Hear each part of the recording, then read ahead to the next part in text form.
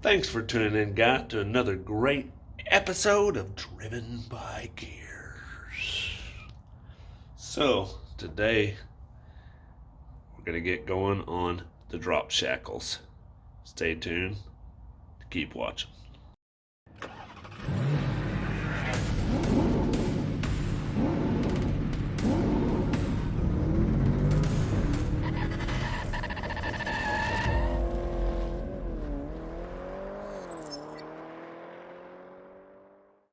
Alright guys, basically as I discussed before, between here and here we got a 4-inch difference.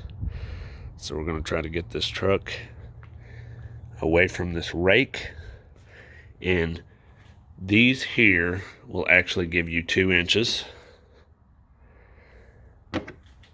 And we have some drop shackles and the actual piece here that you see is coming to give it 2 more inches. So yeah, the shackles go right back here. Not too hard to install, but we definitely have to get the truck off the ground to put them in. So that's what we're going to start on. And also, if y'all noticed here, the tread pattern on those tires versus this tires are a little bit more aggressive. So I'm going to swap these to the back. And also, while I'm at it, pause for this car. Also, while I'm at it, I'm going to check all the ball joints and stuff while I'm up here and do the grease fittings. See if all that's good or not. Make sure I don't have any drive shaft noises under here or anything like that, being that this is still a new truck to me. So let's get going. I'm going to jack this up, get the wheels off. I won't walk y'all through that, or we'll time lapse it. Here we go. Alright, when you get your vehicle jacked up kind of like this, take your wheel and rock it back and forth like this. Move it side to side. See if you got any weird play going on in like the tie rods or ball joints and all that. That'll kind of give you heads up before you get going with all these lowering kits and stuff, and then come to find out you got some bad ball joints and stuff anyway. Thing looks pretty good. You can see on them shocks they seem pretty old, so but yeah, ball joints don't seem too bad, so we will just grease those bad boys up and keep on rolling. Alright, once you get everything off, just kind of do an inspection. Make sure nothing looks weird and out of place. Check your brakes and all that. Now, as you can see, there's one thing here. Whoever messed with this truck before, there's a clip that goes right here that holds this in place. So now this thing's been flopping around, and it's actually wearing the brake line in this upper A-arm. Just this rubber. So that's why things need to stay secure, because you'll have this chafing and stuff. You can also see just by inspecting that sway bar link is about ready to go. You can even see up in there how dry rotted the old bushings are for the control arms. Other than that, it doesn't look too bad. So what we're going to do here is on these trucks, not all of them have it, but you got a grease fitting up here. Grease fitting on your steering, and then there's one down here on the lower control arm. So yeah, just get all those cleaned up, and then we're going to take our grease gun here and go to town on it. Let me see if I can set y'all up right in here.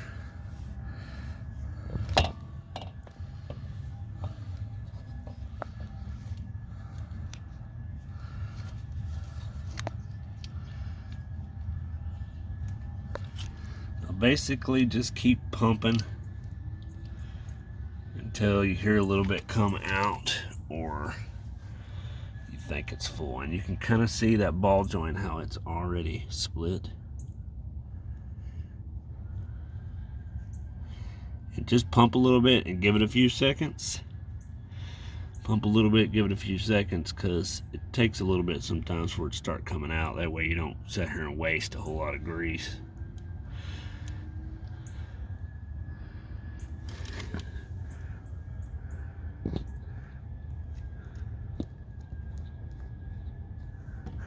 Oh yeah, so you can start to see it coming out the backside there. So that one's good. If you're having a little bit of trouble of pulling these back off, just let it sit for a minute. It'll kind of unpressurize itself a little bit. And then some of them have a little button up here you can release. But yeah, just give it a second.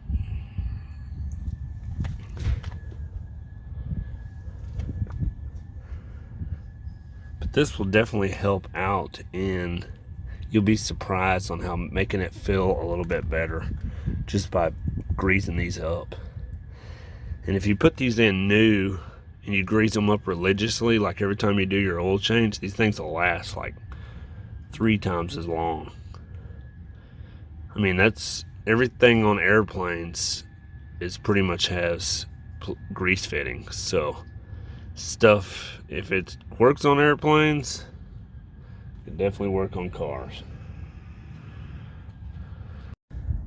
Alright guys, so on this Chevy, the actual size you need for both sides is a 21. So get you a long one on one side and a short one on the other, and then you can go to town.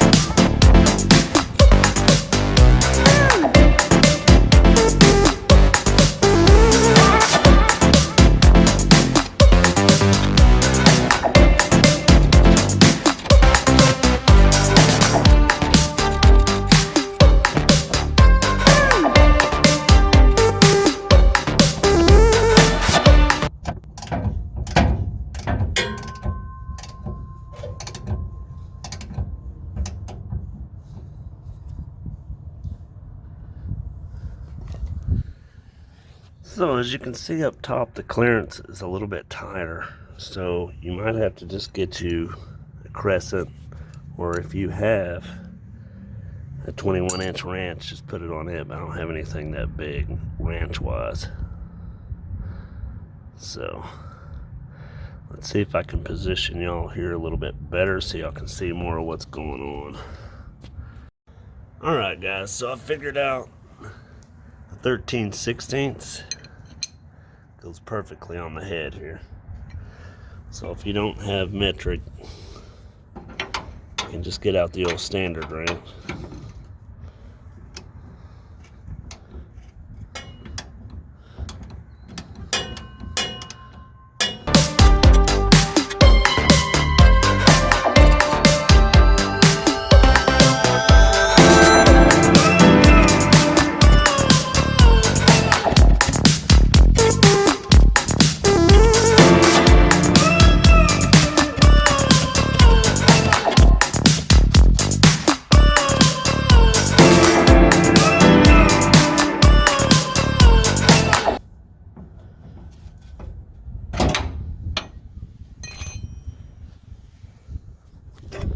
Alright, so I want to just show y'all. You see how on this bolt here, you have no clearance to get it out, so you have to get it above the frame. So what I will do is take both sides off together, take the jack, pump it up, and it'll bring all this up, and then you can slide the bolt out. Makes it pretty simple. And if that don't work, you can take you like a ratchet strap, go up there, keep cranking this till it goes up. So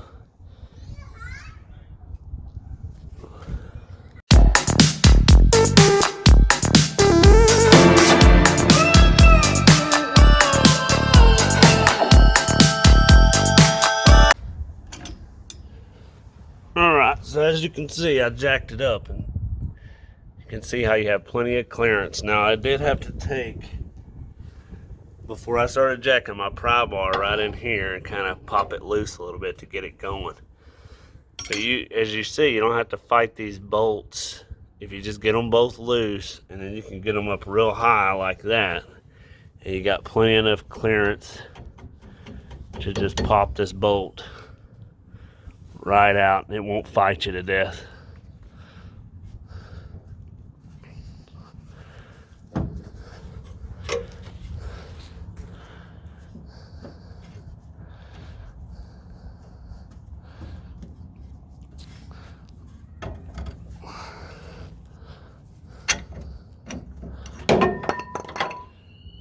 And watch your head. And also make note of how these are positioned. You see how you have the open box going towards the bumper?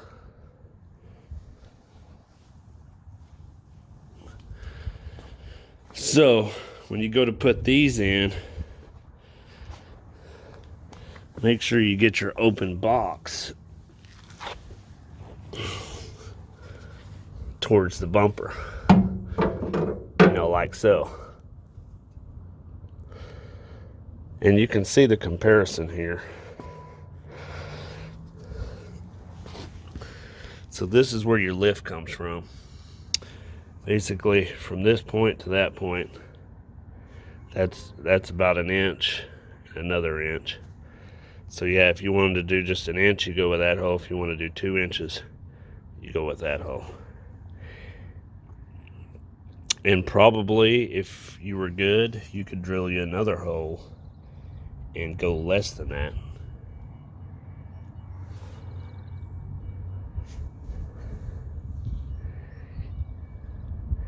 And I always like to kind of keep this stock stuff around.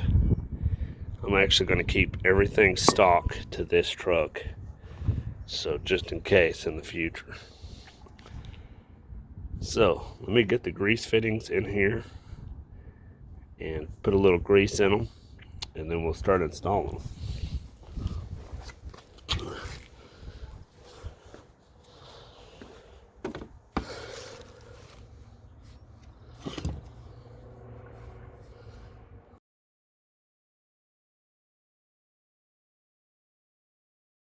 Alright, so you can see here we got the grease fittings in, and we filled them full of grease. Now the other thing that I like to do is anti-seize. Especially if you live up north. See how your bolts sit here and tend to corrode?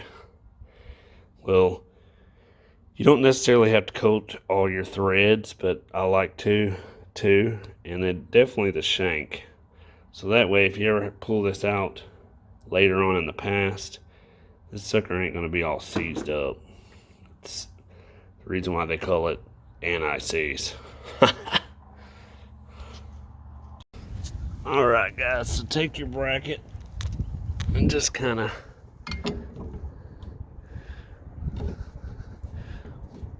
work it up in there. Get your bolt. Let me get some anti-seize here.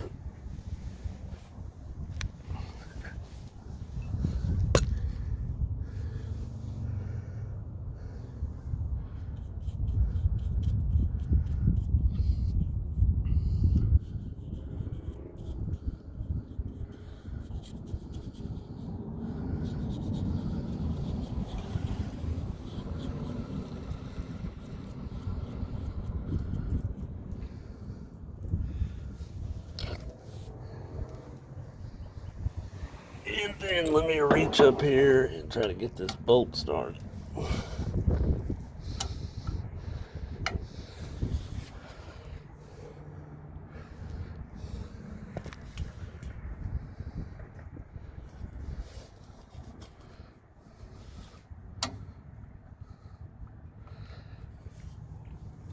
All right. I might have to locate y'all somewhere where y'all can see this.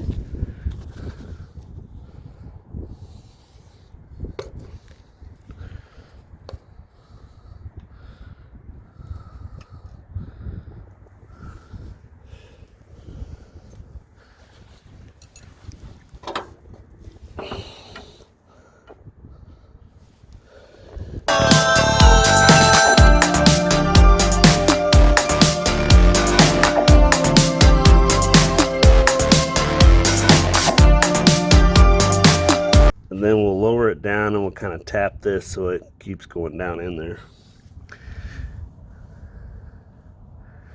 Let me hook up the other side. All right, so I'm going to start lowering the jack.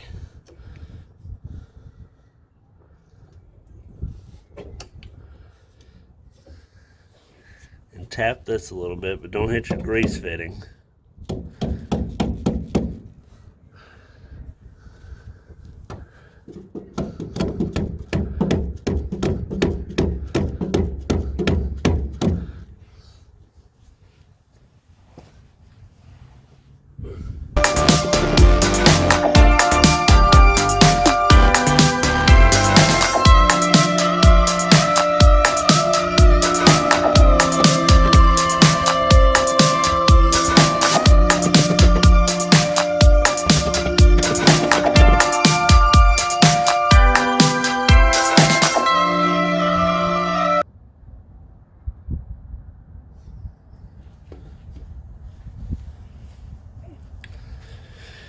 All right, so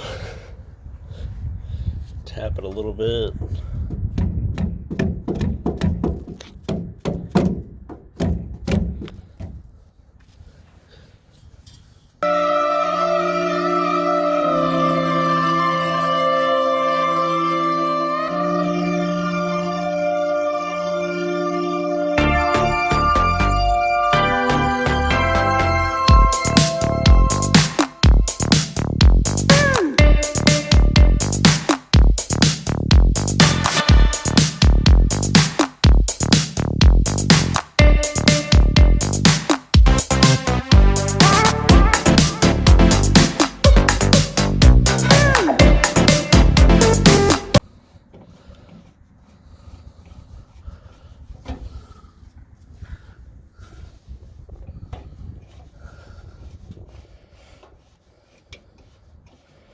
And sometimes you might just have to screw it in to get it going.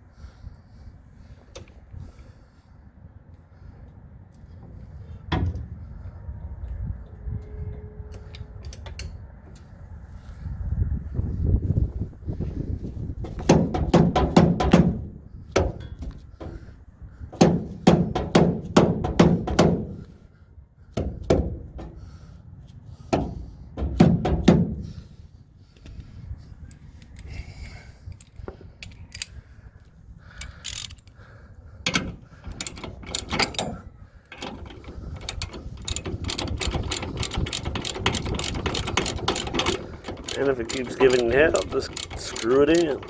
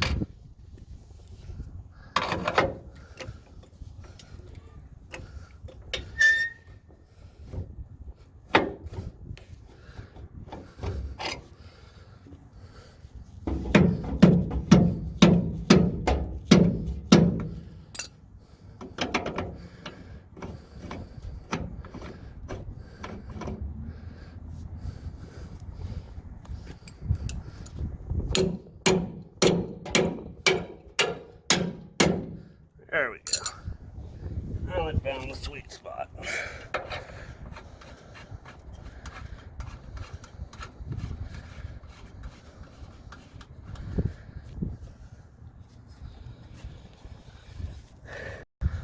Alright, so there we have it. We have access to your grease fitting. Just tighten all these down and then we'll see how she looks.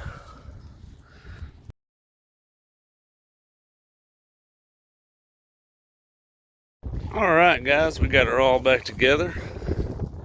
And this is how she sits. As you can see, we're getting pretty close to being here. So I measured it and we are exactly 2 inches off, just like I shared. We got 36 back here.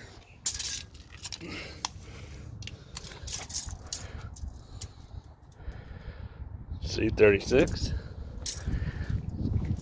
And we got 34 up front. So when I get that other piece that goes up here up front on the leaf spring, it'll bring it down another 2 inches, and then we'll be sitting level. And then none of this stuff that I did back here messes with alignment. So that's the good thing part about that. You don't have to worry about the alignment. And as y'all can also see, I put the Goodyear Wranglers in the back and then Pathfinders up front. So these are the tires and stuff that came with this truck. So of course this is not what we're going to roll with later on. We're going to get some chrome rims, probably 20s and all that, but this is just what these tires are brand new, so it's no need for me to get a whole setup right now. Wait till I get some stuff paid off and wear these down some, and then we'll think about it. So all in slow progress, but she's looking a lot better. We're almost got the slant to being straight.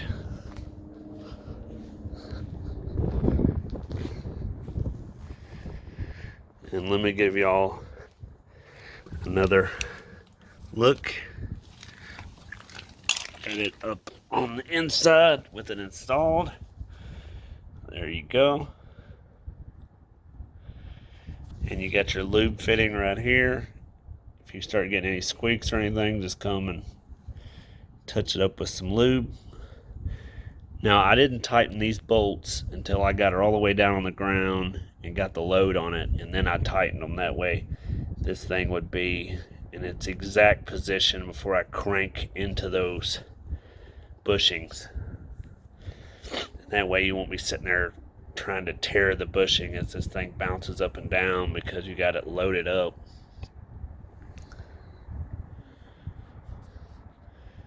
Other than that, that's about it for this video. Let me try to get a little better picture here.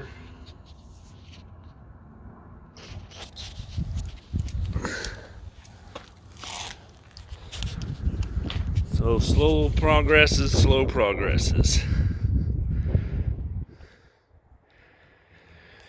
So yeah, the next video, stay tuned for that. We got the 3M eraser, and we're going to start taking the badges off and the trim here.